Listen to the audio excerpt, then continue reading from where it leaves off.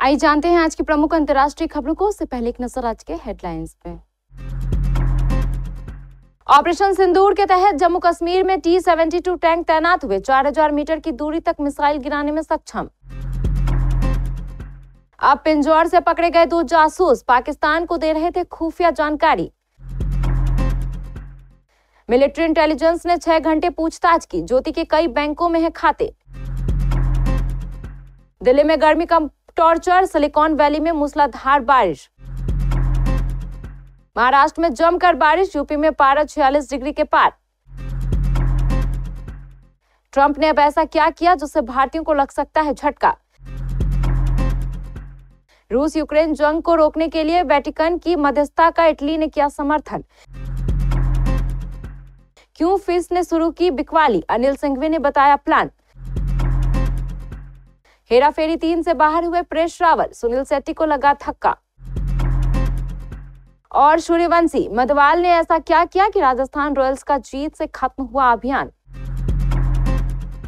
Operation सिंदूर के तहत भारत ने जम्मू कश्मीर के अखनूर सेक्टर में नियंत्रण रेखा पर T-72 टैंक तैनात किए थे। एक वरिष्ठ अधिकारी ने मंगलवार को बताया कि T-72 टैंक इस ऑपरेशन का अहम हिस्सा रहे। ये 125 मिलीमीटर की तोपों और 4000 मीटर तक की मिसाइल मारक क्षमता से लैस है।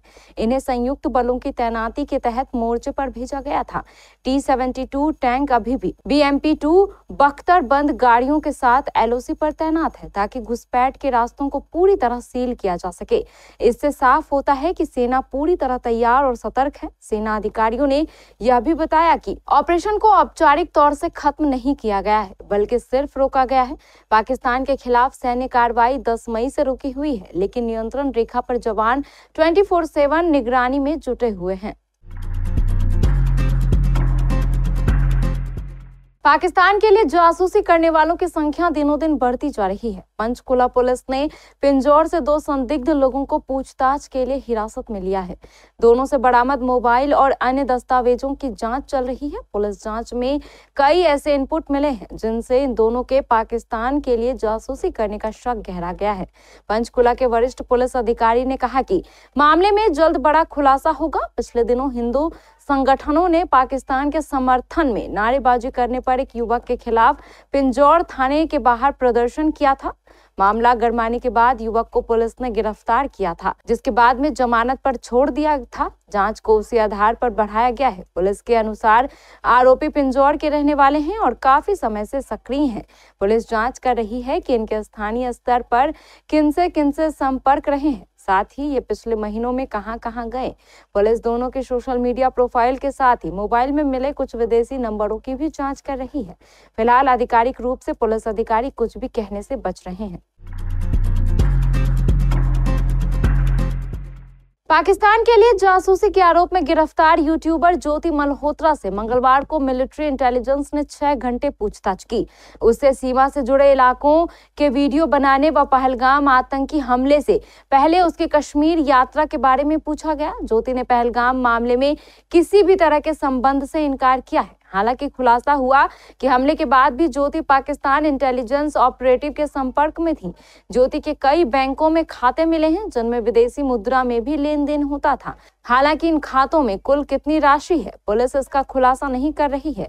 हमले के बाद भी पाकिस्तान इंटेलिजेंस के संपर्क में है। मिलिट्री इंटेलिजेंस की पूछताछ में सामने आया कि पहलगाम हमले के बाद भारत पाकिस्तान के बीच विवाद बढ़ा, तब भी ज्योति पाकिस्तान इंटेलिजेंस ऑपरेटिव के संपर्क में थी।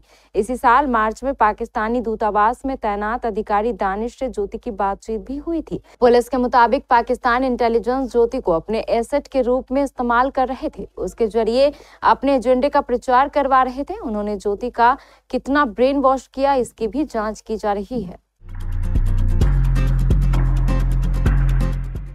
देश की राजधानी दिल्ली में गर्मी से हाल बेहाल रहा। पारा 40 डिग्री सेल्सियस तक पहुंच गया, लेकिन ह्यूमिडिटी की वजह से 50 डिग्री जैसी गर्मी का एहसास हुआ। इस वजह से अंतर्राष्ट्रीय राजधानी के लोग दिन से लेकर रात तक गर्मी से परेशान रहे। भारतीय मौसम विभाग ने दिल्ली समेत पूरे उत्तर और पूर्वी भारत के मौसम में बदलाव आने का पूर्वानुमान जताया है। ऐसे में लोगों को उमस वाली गर्मी से राहत मिलने की संभावना है। दूसरी तरफ दक्षिण भारत में प्री मानसून की बारिश ने अभी से अपना असर दिखाना शुरू कर दिया है। खासकर इंडियन सिलिकॉन वैली के नाम से मशहूर बेंगलोर में मूसलाधार बारिश ने सामान्य जनजीवन को पटरी से उतार दिया है। आईएमडी की ओर से जारी पूर्वानुमान में फिलहाल बेंगलोर वासियों को तेज बारिश से राहत मिलने की संभावना नहीं है। बिहार और उत्तर प्रदेश के मौसम में भी बदलाव आने की संभावना जताई गई है। राजधानी में उमस वाली गर्मी ने लोगों का हाल बेहाल कर दिया है। मंगलवार को गर्मी भी बढ़ी और उमस भी कम नहीं हुई। इसके चलते लोगों के लिए एसी के बिना रहना मुश्किल हो गया। हीट इंडेक्स 50 डिग्री और इससे अधिक रहा। कम से कम 24 मई तक मौसम इसी तरह बने रहने की संभावना है। रात में भी उमस बनी हुई है। न्यूनतम तापमान में इजाफा हो रहा है। ऐसे में लोगों को रात में भी चैन नहीं मिल रहा है। मंगलवार को अधिकतम तापमान 31.8 डिग्री रहा। यह सामान्य से 1.4 डिग्री अधिक रहा। वहीं न्यूनतम तापमान 28.7 डिग्री रहा। यह सामान्य से 2.2 डिग्री अधिक रहा। हवा में नमी का स्तर 43 से 70% तक रहा। अमेरिका ने भारत की ट्रैवल एजेंसियों और एजेंटों पर अवैध आप्रवासन को बढ़ावा देने के आरोप में वीजा प्रतिबंध लगाए हैं। अमेरिका के विदेश मंत्रालय की प्रवक्ता टैमी ब्रूस की तरफ से जारी बयान में कहा गया, अमेरिकी इमिग्रेशन कानूनों और नीतियों को लागू करने, कानून के शासन को बनाए रखने और अमेरिकियों की सुरक्षा के लिए यह महत्वपूर्ण है। हालांकि अमेरिका की तरफ से वीजा प्रतिबंधों से प्रभावित लोगों से जुड़ी कोई जानकारी नहीं दी गई है। न ही किसी ट्रैवल एजेंट का नाम और न ही किसी ट्रैवल एजेंसी का जिक्र किया गया है। इस साल फरवरी में अमेरिका ने कुछ भारतीयों को अवैध प्रवासी बताते हुए एक विमान से वापस भेजा था। इन लोगों की हथकड़ी और पैरों में बेड़ियां लगी हुई तस्वीरें सामने आई थी।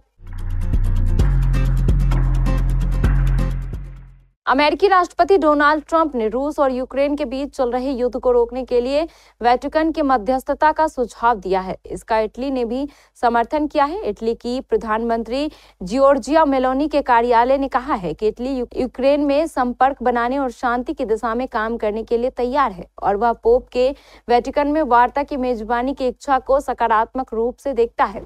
हालांकि इस बात पर अभी सहमति नहीं बन पाई है। पिछले शुक्रवार को तुर्की में रूसी और यूक्रेनी अधिकारियों के बीच बैठक हुई। इस बैठक में रूस ने कई नई मांगें रखी।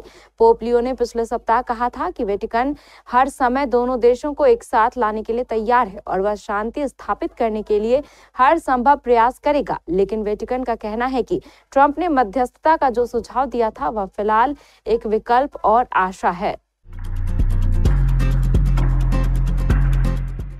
स्पेस की 16,800 करोड़ की भारी बिकवाली के बावजूद घरेलू फंड्स की खरीद से बाजार में रिकवरी की उम्मीद बनी है। अमेरिकी बाजारों की कमजोरी और सोने चांदी में तेजी के बीच आज गिफ्ट निफ्टी में हल्की मजबूती के संकेत हैं। कई कंपनियों के नतीजे और आईपीओ से बाजार में हलचल रहेगी। मार्केट गुरु अनिल सिंघवी ने कहा कि गिरावट में उन शेयरों पर फोकस करें जहां नतीजे अच्छे हैं। दिग्गजों में फीस की बिकवाली का डर, लेकिन मिड स्मॉल कैप में बेहतर मौके हैं। गिरावट में टेक्सटाइल, सीमेंट, बैंक, पीसीओएस में खरीदारी करने की जरूरत है। हाल ही में परेश रावल ने हेरा फेरी 3 से अपने बाहर होने का ऐलान किया था और दिलचस्प बात तो यह है कि अभिनेता इन दिनों अक्षय और परेश दोनों के साथ भूत बंगला नाम की एक अन्य फिल्म पर काम कर रहे हैं। हेरा फेरी 3 को लेकर दर्शक बेहद उत्साहित थे, लेकिन परेश रावल के अचानक इस फ्रेंचाइजी से बाहर होने के ऐलान ने फैंस को हैरान कर दिया। अब परेश रावल के इस फैसले पर सुनील शेट्टी ने अपनी चुप्पी तोड़ी है। अभिनेता ने परेश रावल के हेरा फेरी 3 से बाहर होने पर सुनील शेट्टी ने हैरानी जाहिर की और इस दौरान जोर देकर कहा कि रावल के प्रतिष्ठित किरदार बाबूराव गणपतराव आप्टे के बिना यह फिल्म बन ही नहीं सकती।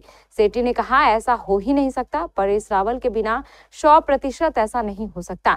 मेरे और अक्षय के बिना हेरा फेरी 3 के फिर भी 1% चांस हो सकते हैं, लेकिन परेश जी के बिना 100% ऐसा नहीं हो सकता। नहीं, ऐसा नहीं है। राजू और श्याम, अगर उन्हें बाबू भैया से मार नहीं पड़ती तो यह काम नहीं करता है। राजस्थान रॉयल्स की इस सीजन में सबसे बड़ी मुश्किल ये रही कि टीम बड़े स्कोर चेंज नहीं कर पा रही थी, लेकिन अंतिम लीग मैच में टीम ने चेन्नई सुपर किंग्स को 6 विकेट से हरा दिया। इस जीत से राजस्थान की टीम अंक तालिका में 8 अंकों के साथ 9वें स्थान पर आ गई है। अब चेन्नई सुपर किंग्स अपनी आखिरी मैच गुजरात टाइटंस के खिलाफ नहीं जीतती है तो उसे अंतिम स्थान पर रहकर अपना अभियान खत्म करना पड़ेगा। राजस्थान रॉयल्स के रन चेंज में कई बार असफल रहने वाले ठप्पे को हटाने में ध्रुव जुरेल की आतिशी पारी ने अहम भूमिका निभाई है, लेकिन जीत के हीरो रहे वैभव सूर्यवंशी।